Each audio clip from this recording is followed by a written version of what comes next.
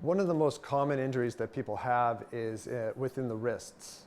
That's whether you have a fall and you land on your wrist, or even when people who are athletic and do things like yoga, etc., and you put a lot of your weight on the floor, it's very common to get wrist injuries. And so there's two things we might want to look at as to what might be the cause and how to fix it.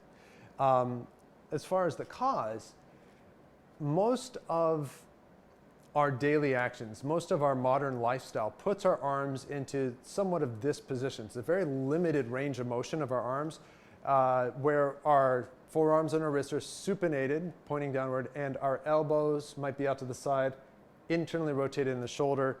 And this is so many of our daily actions. It's our typing position, it's our forks and knives position where we eat, it's even reading books, it's driving our cars, etc., etc., etc.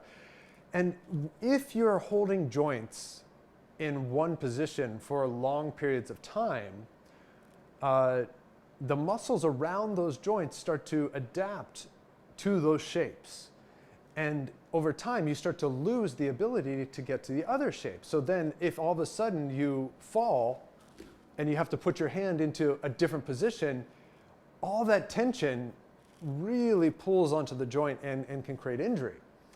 So one thing you may look at is changing your habit, trying to find other ways to reverse this position and start to find what is more neutral, which is when this pit of the elbow is straight forward, and maybe you might think your thumb going straight forward rather than this motion. You see some people walk like this all the time, and that's a really good indication that there's a lot of tension through the shoulders and wrists already. So say then you want to do stuff, you want to train yourself to do activities on the floor. Natural movement exercises are great. Crawling is one of the best exercises you can do for shoulder stability. But you see this in yoga and Pilates and lots of different things where you have to put your hands on the ground. Now, if you were to put your hands on the ground, notice what it looks like. Could you get your really wide spread out palm, and does the entire surface area of the palm really connect to the floor? Or does it look a little more like this? Can you see that? Like a little buckling of the hand? I'm exaggerating a bit, but where this forefinger knuckle and the thumb kind of peel up. That's a really good indication that there's a lot of tension, either shortening how expansive the hand can be, or also how much the wrist can bend itself. So what we're going to look at today is just one stretch for the wrists. We just want to take your hand straight forward, and we're going to just practice stretching out. Every line of every finger, all the muscles that go through all the fingers will create different stretches to the hand. So you can do this one finger at a time or multiple combinations. So we're just going to grab a finger, let's say the pinky finger, and we're just going to start to draw it downward. And we're going to let the wrist turn down. And you might see a little bit better from a side view. So if you pull that finger down and just feel how that creates this stretch. And then switch a finger, go to another finger. And I'm going to go pretty fast just for time, but you can hold each stretch for a minute or so. And after you do a couple fingers, then you can find combinations. Do 2 fingers at once,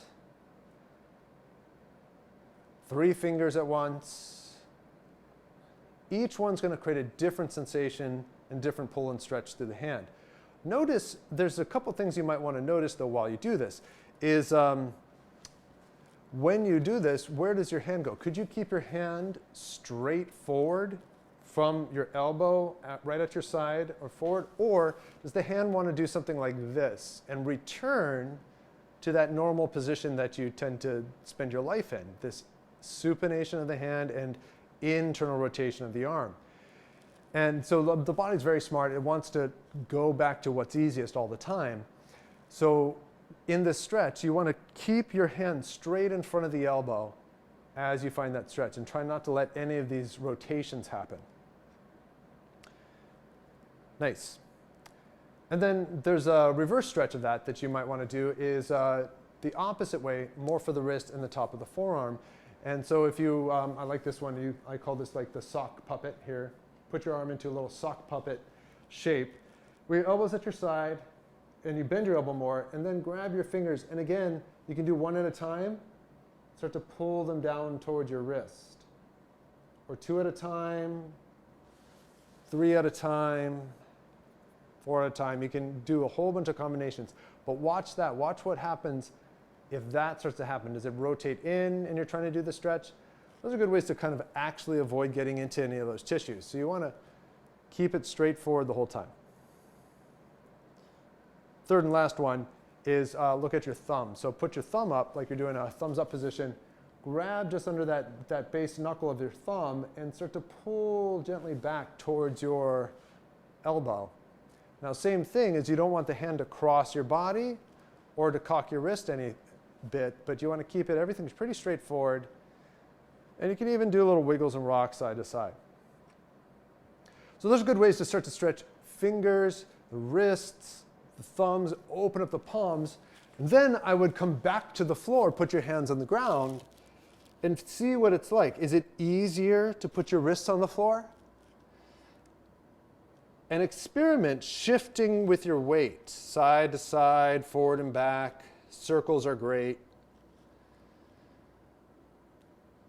To not only develop more flexibility in the wrist, but also more strength that way. So that way, the more you get an opening of the tissues below the wrist, and eventually you can work on above and all the way to the shoulder too, but especially if you get these palms open up, there's less likely to injure yourself if you have to put your hands on the ground or, God forbid, if you fall and land with your hand on the floor.